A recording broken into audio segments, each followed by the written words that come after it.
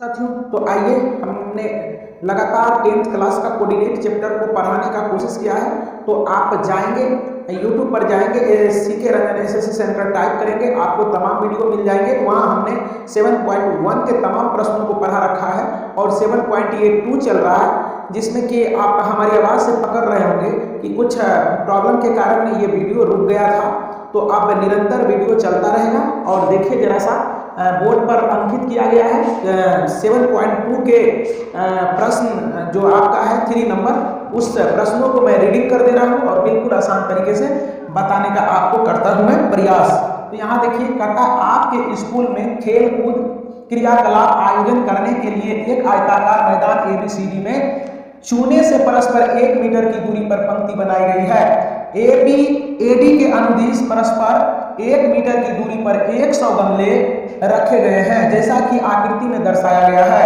निहारिका दूसरी पंक्ति में AD के 1/4 भाग बराबर की दूरी पर दौड़ती है और वहां एक हरा झंडा गाड़ देती है, हरी झंडा गाड़ देती है। प्रीत 8वीं पंक्ति में AD के 1/4 भाग के बराबर की दूरी दौड़ती है और वहां एक लाल झंडा गाड़ देती है। दोनों झंडों के बीच की दूरी ज्ञात करें तथा झंडा की बीच का स्थिति ज्ञात करें।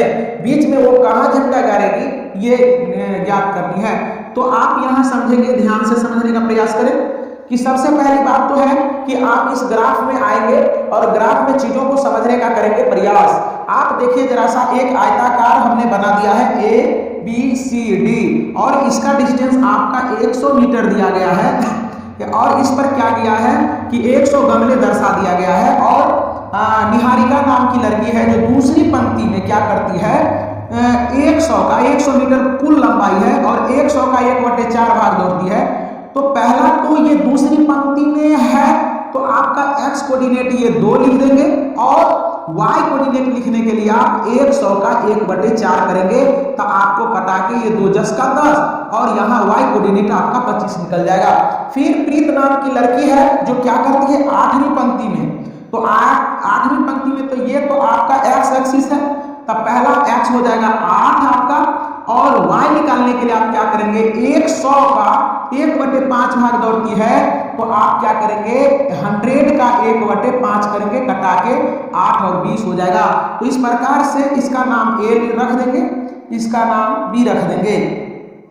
तो आप बिंदु A पर A का कोऑर्डिनेट निकल गया 2 25 और बिंदु B का कोऑर्डिनेट 8 और 20 निकल गया। तो यहां से हम क्या करेंगे, दोनों का स्थिति जानेंगे। तो यहां लिखेंगे निहारिका द्वारा गाड़ी गई झंडा की स्थिति। तो झंडा की स्थिति क्या हो जाएगा आपका A नियामक आपका निकल गया कितना, देखिए 2 और 25 हो जाएगा। अब आप क्या करेंगे, प्रीत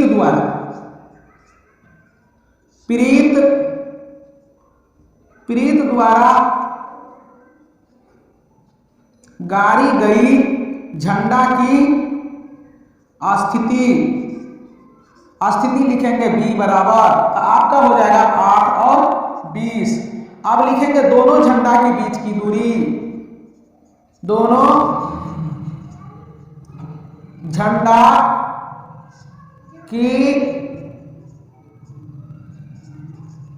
बीच की दूरी। तो कैसे निकालेंगे आप लिखेंगे, देखिए जरा सा, हमने कहा था आपको कि समान चिन्ह रहने पर आपको क्या करना है, x2 - x2 करके घटा सकते हैं, है ना। समान चिन्ह x वाला में अगर समान चिन्ह है तो आप क्या करेंगे, यहां आप घटा के लिखेंगे स्क्वायर करके। 8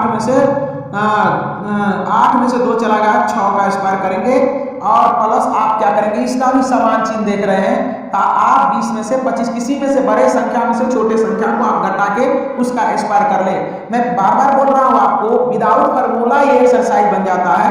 देखिए x वाला प्लस है, समान चिन्ह रहने पर हम बड़े वाले संख्या में से छोटे वाले संख्या को घटा कर लिखते हैं और असमान चिन्ह रहने पर हम लोग क्या करते हैं, वो दोनों संख्याओं को, दोनों कोऑर्डिनेटों को जोड़कर उसका स्क्वायर कर देते हैं। ये भी देखते हैं समान चिन्ह है तो आप क्या करेंगे, घटा देंगे तो 25 में से 20 जाएगा तो 5 का स्क्वायर हो जाएगा।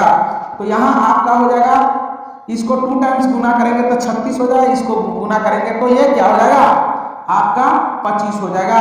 इसके बाद क्या करेंगे, यहाँ से आप दोनों को जोड़ लेंगे तो ये 61 आ जाएगा। तो आपका ये झंडा के दोनों झंडा के बीच की दूरी आपका ये हो गया। अब आप क्या करेंगे, अब दोनों झंडा कहाँ बीच में कहाँ स्थित होगा वो निकालने के लिए आप क्या करेंगे, जरा सा देखने का प्रयास करें। तो लिखेंगे दोनों झंडों की बीच की स्थिति। तो इसके लिए फॉर्मूला आप अगर जानते हैं तो कोई दिक्कत की बात नहीं है और अच्छी बात है, यदि नहीं भी जानते हैं तो कोई दिक्कत की बात नहीं है। बीच की स्थिति निकालने के लिए x1 प्लस x2 बटे 2 होता है और y1 प्लस y2 बटे 2 होता है। यदि फॉर्मूला नहीं जानते हैं कोई दिक्कत की बात नहीं है। यहाँ देखने का प्रयास करें, ये x वाले दोनों को जोड़ेंगे तो 2 और प्लस 8 और 2 को जोड़े हैं इसलिए 2 से भागा लगाएंगे। y वाला को देखिए जरा सा यहाँ से, तो ये 25 और आप क्या करेंगे 20 को ऐड कर लेंगे और 2 से भाग दे देंगे तो आपका ये हो जाएगा 10 बटे 2 हो जाएगा, यहाँ 25 बटे 2 हो जाएगा। आप क्या करेंगे, ये दोनों को कटा लेंगे, यहाँ हो जाएगा 5, यहाँ हो जाएगा 25 बटे 2। तो यही आपका उत्तर हो जाता है। तो फिर से ध्यान से समझने का प्रयास करें। मैं फिर से अभी मैं हट जा रहा हूँ और इसको मैं रिवीजन साफ सुथरा कर दूंगा। चलिए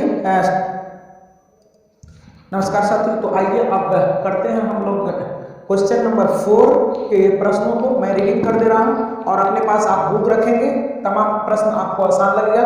देखिए कहा गया है, प्रश्न कहता है कि बिंदुओं आपका दिया गया है -3, 10 और 6 -8 को जोड़ने वाले रेखाखंड को बिंदु -1 और 6 किस अनुपात में विभाजित करता है।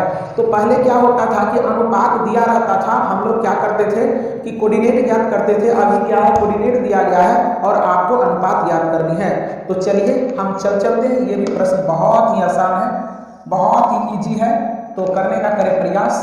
आप यहाँ क्या करेंगे, मान लेंगे, माना कोऑर्डिनेट ए मान लेंगे -3 और 10 मान लेंगे और बी कोऑर्डिनेट मान लेंगे 6 और -8 मान लेंगे। और देखो जरा ध्यान से, और यदि आप क्या करते हैं सी को मान लेते हैं -1 और 6 तो और बेहतरीन हो जाता है। तो चलिए आप यहाँ लिखेंगे, ये कोऑर्डिनेट आपको -3 और 10 है और यहाँ देखिए कि बी कोऑर्डिनेट आपका हो जाता है 6 और -8 हो जाता है। और सी आपका कोऑर्डिनेट क्या है कि आपका सी कोऑर्डिनेट है, दिया गया है आपका -1 और 6 दिया गया है, इसको सी कह लेंगे। और यहाँ आप ये भी कर लेंगे, इसको भी मान लेनी है। और जो है यहाँ सी, इसको यहाँ से और हटा लेते हैं। यहाँ क्या करेंगे, सी कोऑर्डिनेट आपका हो जाएगा आपका क्या -1 और 6। और देखो अनुपात जो होगा, और अनुपात आपका m1 और m2 हो जाएगा। ये अनुपात मतलब कि कहने का है m1 और m2 अनुपात में ये विभाजित करता है। तो यही m1 और m2 का वैल्यू ज्ञात करनी है। तो चलो, यदि आपको फॉर्मूला याद नहीं है तो फिर करते हैं इस चीज़ों को अच्छे ढंग से शुरुआत। तो चलिए x बराबर, आप यदि ये इससे तुलना कर देंगे, यहाँ अगर x होता था तो x बराबर हम लोग लिखते थे कैसे, जरा सा देखो, -1 लिखेंगे, इससे इसको गुना कर दो, इससे इसको गुना करके लिखो, है ना। तो कहने का है कि ये बराबर क्या होता है, यानी यही x बराबर होता था, x की जगह पर ये आ गया है। तो कहने का मतलब ये है कि आप ऐसा भी लिख सकते हैं, यानी कि x बराबर आप ये गुना ये m1 गुना 6 प्लस m2 गुना -2 गुना m1 भी लिख सकते हो, m2 लिख सकते हो। और दोनों अनुपात को आप क्या करेंगे, जोड़ के लिख लेंगे दोनों को, m1 और प्लस m2। अब देखो जरा सा कि x का वैल्यू क्या है, -1 है, तो -1 पुट करेंगे, यहाँ हो जाएगा 6 m1 और यहाँ हो जाएगा 2m2 बटा क्या हो जाएगा आपका m1 प्लस m2 हो जाएगा। अब आप यहाँ से क्या करेंगे, ध्यान से देखेंगे, इससे इसको गुना करेंगे तो माइनस m1 और माइनस m2 बराबर 6m1 और माइनस 2m2 हो जाएगा।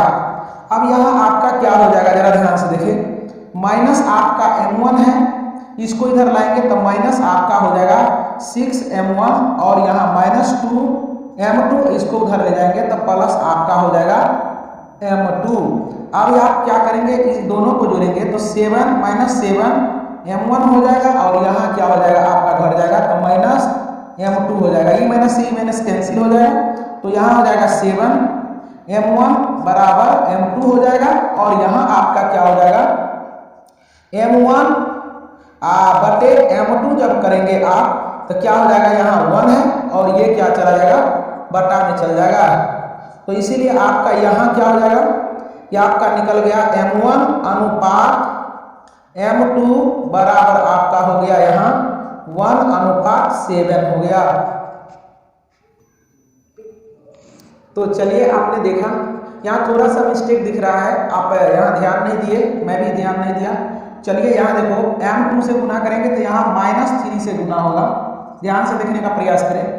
यहाँ आपका -3 हो जाएगा, यहाँ आपका -3 कर लेंगे, यानी m2 में माइनस आपका 3 हो जाएगा और तो आपको यहाँ क्या मिलेगा, आपको 2 मिलेगा, ये से कट जाएगा 2 हो जाएगा तो आपका क्या हो जाएगा 2/7। क्या ये है, क्या यही होगा मेरे कितना कि 2 क्या दिया है 2:7, तो यहाँ आप कर लेंगे 2:7 हो जाएगा।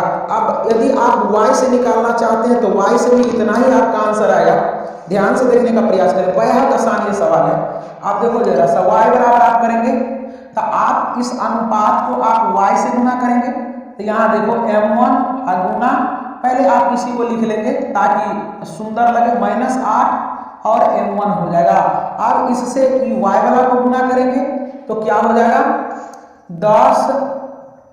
10m2 होगा और दोनों अनुपात को आप जोड़ के लिखेंगे, क्या हो जाएगा m1 प्लस m2 हो जाएगा और y का वैल्यू आपका 6 दिया गया है तो यहाँ क्या हो जाएगा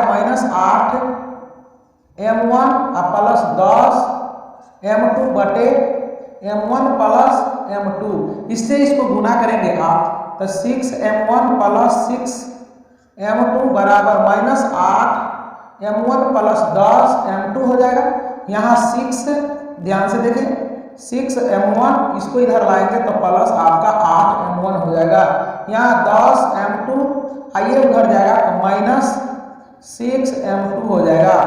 तो इससे आप इसको क्या करेंगे, आप ध्यान से देखने का प्रयास करें, ये दोनों को जोड़ देंगे तो 14m1 हो जाएगा, यहाँ इससे घट जाएगा तो 6 हो जाएगा आपका सॉरी यार 4m2 हो जाएगा। अब आप क्या करेंगे, इसको कटा देंगे, 7 हो जाएगा, ये 2 हो जाएगा तो आपका 7m1 बराबर 2m2 हो जाएगा और यहाँ आपका क्या हो जाएगा m1 बटे m2 करेंगे तो ये तो 2 यहाँ रह जाएगा, ई गुना में तो यहाँ भागा में आ जाएगा तो इसीलिए आप लिख देंगे अतः m1 अनुपात m2 बराबर आपका हो जाएगा 2:7। उम्मीद करते हैं आपको ये सवाल बहुत बेहतरीन ढंग से समझ में आया होगा और अगर समझ में नहीं आता है तो आप इन चीज़ों को ध्यान से देखें और बार बार इसको दोहराते रहें और अपने दोस्तों में शेयर करते रहें। आपको बेहद तरीका से हमने बताने का प्रयास किया, आप निरंतर इसको रिवीजन करते रहें, आपको बहुत ही अच्छे अंक आएगा, एग्जाम देने जाएंगे बिहार बोर्ड में। तो बहुत बहुत धन्यवाद।